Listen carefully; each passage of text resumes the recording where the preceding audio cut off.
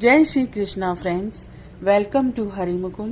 आइए आज श्रीमद् भागवत पुराण के तीसरे स्कंद का 11वां अध्याय शुरू करते हैं। इसमें मनवंतर आदि काल विभाग का वर्णन किया गया है। श्री मैत्रेय जी कहते हैं, विदुर जी, पृथ्वी आदि कार्य वर्ग का जो सूक्ष्मतम अंश है, जिसका और विभाग नहीं हो सकता तथा जो कार्य रूप को प्राप्त नहीं हुआ है और जिसका अन्य परमाणुओं के साथ संयोग भी नहीं हुआ है, उसे परमाणु कहते हैं। इन अनेक परमाणुओं के परस्पर मिलने से ही मनुष्यों को भ्रमवश उनके समुदाय रूप एक अवयवी की प्रतीति होती है। यह परमाणु, जिसका सूक्ष्मतम अंश है, अपने सामान्य स्वरूप में स्थित उस पृथ्वी आदि कार्यों की एकता का नाम परम महान है। इस समय उसमें न तो प्रलय आदि अवस्था भेद की स्फूर्ति होती है, न नवीन प्राचीन आदि काल भेद का भान होता है और न घटपट आदि वस्तु भेद की ही कल्पना होती है। इस प्रकार यह वस्तु के सूक्ष्मतम और महत्तम स्वरूप का विचार हुआ। इसी के सादृश्य से परमाणु आदि अवस्थाओं में व्याप्त होकर व्यक्त पदार्थों को भोगने वाले सृष्टि आदि में समर्थ अव्यक्त स्वरूप भगवान काल की भी सूक्ष्मता और स्थूलता का अनुमान किया जा सकता है।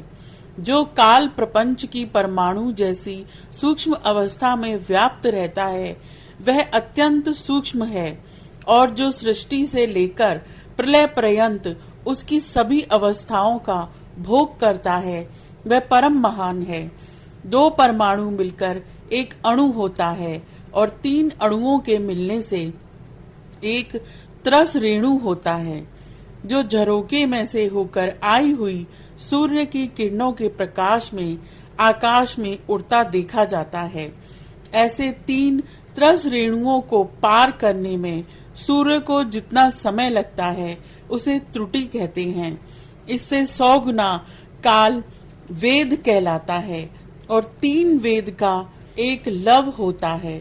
3 लव को एक निमेष और 3 निमेष को एक क्षण कहते हैं।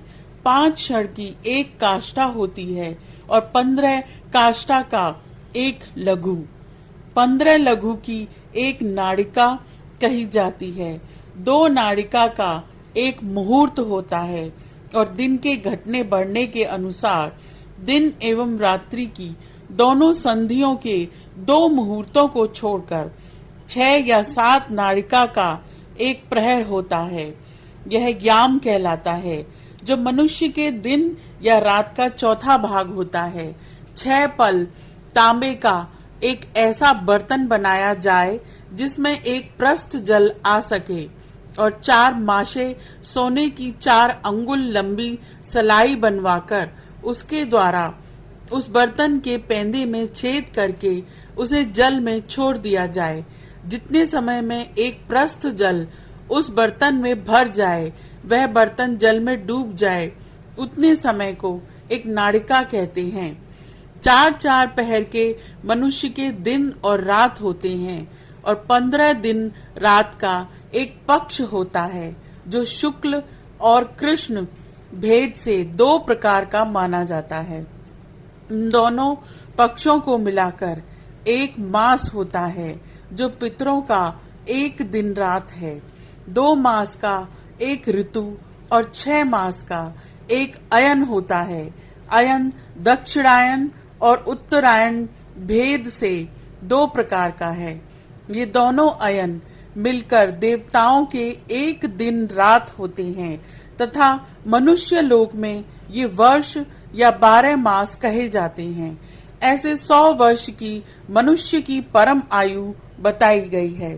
चंद्रमा आदि ग्रह, अश्वनी आदि नक्षत्र और समस्त तारा मंडल के अधिष्ठाता काल स्वरूप भगवान सूर्य परमाणु से लेकर संवत्सर पर्यंत काल में 12 राशि रूप संपूर्ण भुवन कोश की निरंतर परिक्रमा किया करते हैं। सूर्य, बृहस्पति, सवन, चंद्रमा और नक्षत्र संबंधी महीनों के भेद से यह वर्ष ही संवत्सर परिवत्सर, इडावत्सर, अनुवत्सर और वत्सर कहा जाता है। इन 5 प्रकार के वर्षों की प्रवृत्ति करने वाले भगवान सूर्य की तुम उपहार आदि समर्पित करके पूजा करो। ये सूर्य देव पंचभूतों में से तेज स्वरूप हैं और अपनी काल शक्ति से बीज आदि पदार्थों की अंकुर उत्पन्न करने की शक्ति को अनेक प्रकार से कार्योन्मुख करते हैं।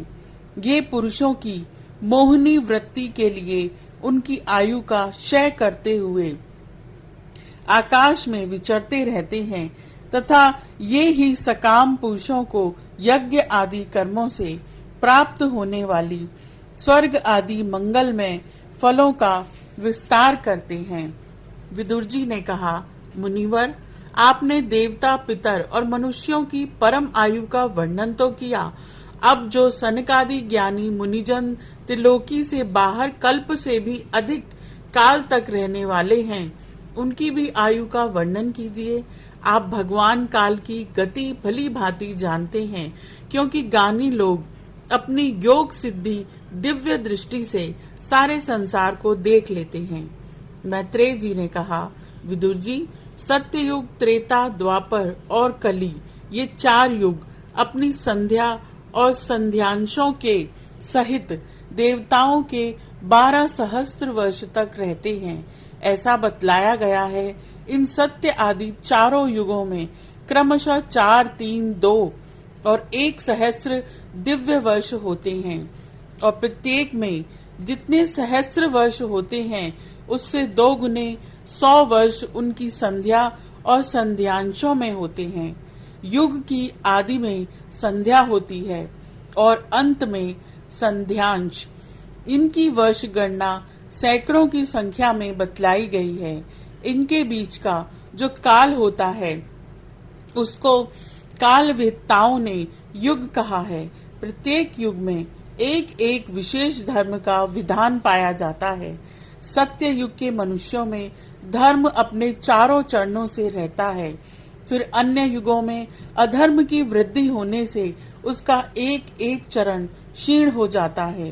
प्यारे विदुर जी, त्रिलोकी से बाहर महलोक से ब्रह्मलोक पर्यंत यहाँ की 1 सहस्त्र चतुर्युगी का एक दिन होता है और इतनी ही बड़ी रात्रि होती है जिसमें जगत कर्ता ब्रह्मा जी शयन करते हैं। उस रात्रि का अंत होने पर इस लोक का कल्प आरंभ होता है। उसका क्रम जब तक ब्रह्मा जी का दिन रहता है तब तक चलता रहता है। उस एक कल्प में 14 मनु हो जाते हैं। प्रत्येक मनु 71 चतुर्युगी से कुछ अधिक काल तक अपना अधिकार भोगता है। प्रत्येक मनवंतर में भिन्न भिन्न मनुवंशी राजा लोग, सप्तऋषि, देवगण, इंद्र और उनके अनुयायी गंधर्व आदि साथ साथ ही अपना अधिकार भोगते हैं। यह ब्रह्मा जी की प्रतिदिन की सृष्टि है जिसमें तीनों लोकों की रचना होती है।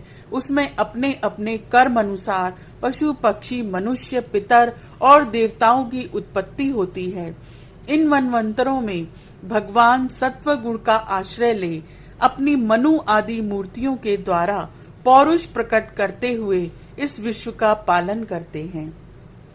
काल क्रम से जब ब्रह्मा जी का दिन बीत जाता है तब वे तमोगुण के संपर्क को स्वीकार कर अपने सृष्टि रचना रूप पौरुष को स्थगित करके निश्चयेष्टा भाव से स्थित हो जाते हैं। उस समय सारा विश्व उन्हीं में लीन हो जाता है। जब सूर्य और चंद्रमा आदि से रहित वह प्रलय रात्रि आती है तब वे भू, भुव, स्वः तीनों लोग उन्हीं ब्रह्मा जी के शरीर में छिप जाते हैं। उस अवसर पर तीनों लोग शेष जी के मुख से निकली हुई अग्नि रूप भगवान की शक्ति से जलने लगते हैं। इसीलिए उसके ताप से व्याकुल होकर भृगु आदि मुनीश्वर गण महर लोक से जन लोक को चले जाते हैं। इतने में ही 7 समुद्र प्रलय काल के प्रचंड पवन से उमड़कर अपनी उछलती हुई उत्ताल तरंगों से त्रिलोकी को डुबो देते हैं। तब उस जल के भीतर भगवान शेषशायी योग निद्रा से नेत्र मूंदकर शयन करते हैं। उस समय जनलोक निवासी मुनिगण उनकी स्तुति किया करते हैं। इस प्रकार काल की गति से एक एक सहस्र चतुर्युग के रूप में प्रतीत होने वाले दिन रात के हेर फेर से ब्रह्मा जी की 100 वर्ष की परम आयु भी बीती हुई सी दिखाई देती है। ब्रह्मा जी की आयु के आधे भाग को परार्ध कहते हैं। अब तक पहला परार्ध तो बीत चुका है, दूसरा चल रहा है। पूर्व परार्ध के आरंभ में ब्राह्म नामक महान कल्प हुआ था। उसी में ब्रह्मा जी की उत्पत्ति हुई थी। पंडित जन इन्हें शब्द ब्रह्म कहते हैं। उसी परार्ध के अंत में जो कल्प हुआ था उसे पाद्य कल्प कहते हैं। इसमें भगवान के नाभि सरोवर से सर्वलोक में कमल प्रकट हुआ था। विदुर जी, इस समय जो कल्प चल रहा है वह दूसरे परार्ध का आरंभक बतलाया जाता है। वह वराह कल्प नाम से विख्यात है।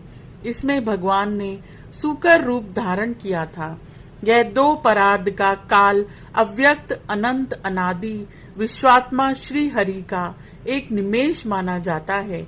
यह परमाणु से लेकर द्वीप परार्ध पर्यंत फैला हुआ यह 2 परार्ध का काल अव्यक्त अनंत अनादि विश्वात्मा श्री हरि का एक निमेष माना जाता है।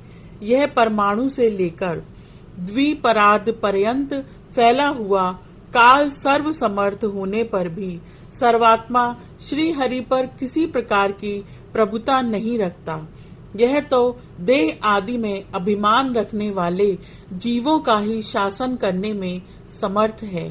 प्रकृति, महतत्व, अहंकार और पंच तंत्र मात्र इन 8 प्रकृतियों के सहित इस इंद्रियां, मन और पंचभूत इन 16 विकारों से मिलकर बना हुआ यह ब्रह्मांड कोश भीतर से 50 करोड़ योजन विस्तार वाला है तथा इसके बाहर चारों ओर उत्तरोत्तर 10-10 गुने 7 आवरण हैं।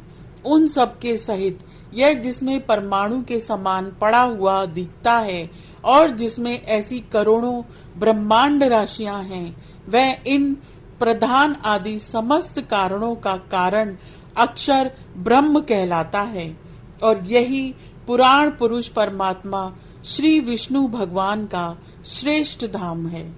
यह अध्याय यहीं समाप्त होता है। आज के लिए इतना ही। Please like, share and subscribe my channel. Thank you.